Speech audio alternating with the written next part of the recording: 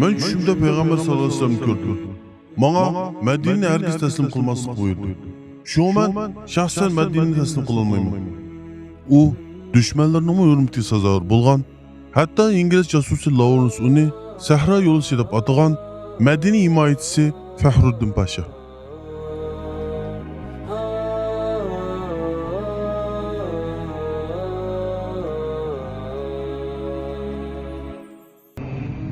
Birinchi Dünya urushi mezgilida Osmoniy xilofati har qaysi frontlarda urush oltida edi. İngilizlar bilan til biriktirgan Makka valisi Sharif Husayn ingliz josusi Lawrence'ning kuch kiritishi bilan isyon ko'tardi va Osmoniy xilofat armiyasining orqasidan urushga boshlagan. İstanbulga isyon xabari yetib kelgandan keyin 1916-yili Fahruddin Pasha Madinaga avatildi. Fahruddin Pasha himoya qilib turgan Madina sirtida barliq shaharlar isyonchilar va inglizlarning qo'liga o'tgan edi. Bu vaqtda Misr Falastin frontidagi urush davom qilayotgan bo'lib, Fahruddin Pashaga yordamga askar avatilmadi.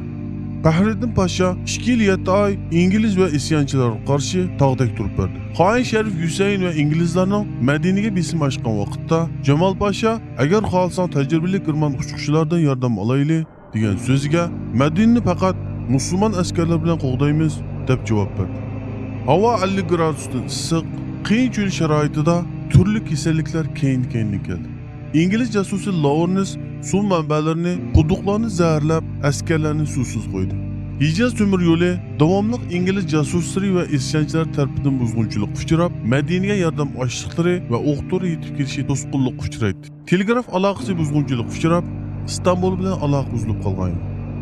Xalqning bir qismi hayotini saqlab qolish uchun Madinani tark qildi. 1918-yili 30-oktyabr Mondros urush to'xtatish kelishimi imzolandi. Birinchi Dünya urushida Osmoniylar mag'lubiyatni qabul qilgan edi. Fahruddin Pashaning o'ziga eng yaqin bo'lgan ittifoqdosh armiyaga taslim bo'lishi kutilgan edi. U buni dushmanning bir to'ziqi deb tushundi. Telegraf Pashaga yetib kelgandan keyin qo'lidagi qog'ozni purlab etib tashildi. Madinani tashlamaymiz, Rasulullohni tashlamaymiz deydi.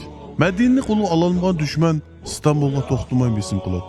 İstanbuldan 105 kelib, shaharning taslim bo'lishi kerakligini uqtirdi. Fahruddin Pasha buningdan o'zini har xil usullar bilan qochiradi va xalifadan bevosita amr kelmagicha shaharni bo'shatilmaydiganligini dedi. Bir vaqtlar xoin Ittihod va Taraqqiyot partiyasining yaltiroq shuarlariga aldangan bu qo'mondan amdilikda ularning haqiqiy yuzini ko'rishga boshlagan. U bir kun tushida payg'ambarimiz Muhammad sallallohu alayhi vasallamning qabrisida yetib tushib ko'rdi va tushida payg'ambarimizni ko'rdi. Payg'ambarimiz uningga: "Ey Fahruddin, sen meni kimlarga tashlab ketmoqchi?" deydi. Tushida uyg'ongan Fahruddin Pasha atisi askarlarni to'playdi va "Men Qur'onni tashlamayman. Sizlardan men bilan qoldiganlar bormi? Davlatga qarshi chiqmoqdimiz. Payg'ambarimiz yodgor bo'lgan bu muqaddas tuproqni qo'g'dashga tayyormisizlar? Bu yerda o'lishga tayyormisizlar?" deb so'raydi. Qo'shinning hammasi birdek ovozda "Sen qayerda bo'lsang biz shu yerda qo'mondonim" dedi. Bunun bilan Fahruddin Pasha İstanbulga "Men tushimda payg'ambar sallallohu alayhi vasallam ko'rdim. Menga Madinani hargiz taslim qilmaslik buyurdi. Shunga men shaxsan Madinani taslim qila olmayman" degan javobini avatdi. Bunun bilan podshoh Vahiddin uningga yana xabar avatdi. "Taslim bo'l, urushda yengildik" dedi. Va Hijaz temir yo'li orqali askarlarni chekindirish uchun poyezd avatdi. Fahruddin Pasha bu poyezdda bir qism askarlarning qo'g'dishida muqaddas omonatlarni maxfiy holda İstanbulga yo'lga soldi.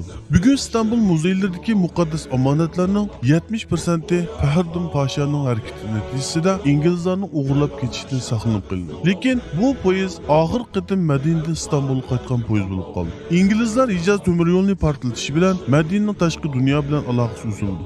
Ocharchilik yuz berganda askarlar bilan yangi choralarni tepib chiqib jihodini davom qildi. Qo'rmi sho'rpilar ichdi. Qo'rmi tugaganda qo'rmi urqida un tortib yemeklik yasab berdi. Ocharchilik hukm surayotgan bir paytda shikayatga ofat yuz berdi. Hamma orqa-orqadan kelgan ig'irchiliklarda andishiga tushishga boshladi. Fahruddin Pasha askarlarni to'plab Hazrat Muhammad sallallohu alayhi vasallam davrida shikayatga ofat yuz berganligini, sahobalar uning bilan jon saqlaganligini, uning bir Allohning rahmati ekanligini so'zlaydi va uni iste'mol qiladi.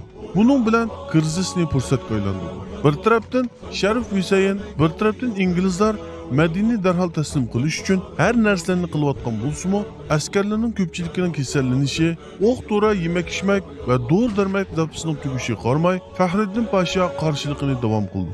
Faxriddin Pashaning qo'mondonlari ichida ba'zi taslim bo'lish tarafdorlari bor bo'lib, Faxriddin Pasha taslim bo'lishni qabul qilmag'achqa, itoatsizlik va kuch kiritish orqali taslim bo'lishga majburlaydi. Qo'mondonlar taslim kunini belgilaydi. Shu kun kelganda Faxriddin Pasha taslim bo'lishni keskin rad qildi. Qurolni va qilchini karvatning ostiga qo'yib, "Men bu yerdan ketmayman" deydi. Kecha bo'lganda ofitserlar bir to'zoq qurib, uning qurolini olib oldi. Attiganda kelgan ofitserlar Faxriddin Pashani mo'rsini ko'tarib, xuddi murosim bo'lganday ko'rsatib, zo'rlab masjiddan ilib chiqdi. Madinani amdi taslim qilinganligini tushungan Faxriddin Pasha, "Hech nomus qilmamsizlar, hech pushaymon qilmamsizlar" deb faryod chekdi. Shu vaqtda u askarlardan bir qancha minut vaqt berishini va belgiga qilishini egasiga topshirib kelishini aytdi. Va payg'ambarimiz Muhammad sallallohu alayhi vasallamning qabriga kirdi va shunday dedi: "Sen shoysan ey Allohning rasuli. Oxirgi askarimni, oxirgi o'qimni, qo'limdagi oxirgi kuchimni tugatgan qadar seni va tuproqlaringni himoya qildim. Ammo hamma narsa tugadi. Ey Allohning rasuli, oxiratda sen mening guvohchimsan. Meni sen qo'g'daysan" dedi.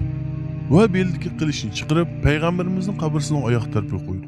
Mondrus urush to'xtatish kelishimi bo'lib 70 kundan keyin Faxriddin Pasha o'z odamlari tarafidan inglizlarga majburiy tutib berildi. Mana bugun biz din dushmanlarining askariy va ideviy hujumlari qarshisida muqaddas tuproqlarimizda fojiali ko'rinishlarga shohid bo'lmoqdamiz. Muqaddas ziminlarla emas, zihniyatini taslim qilgan yangi avlodlarni ko'ryapmiz. Yo'q, biz taslim bo'lmaymiz. Biz kimligini qaytadan to'ngan avlodlarmiz. Biz qahramon ajdodlarning izini bo'ylab olg'a intilgan yangi avlodlarmiz. Biz kufr qarshisida hargiz bo'y egmaymiz.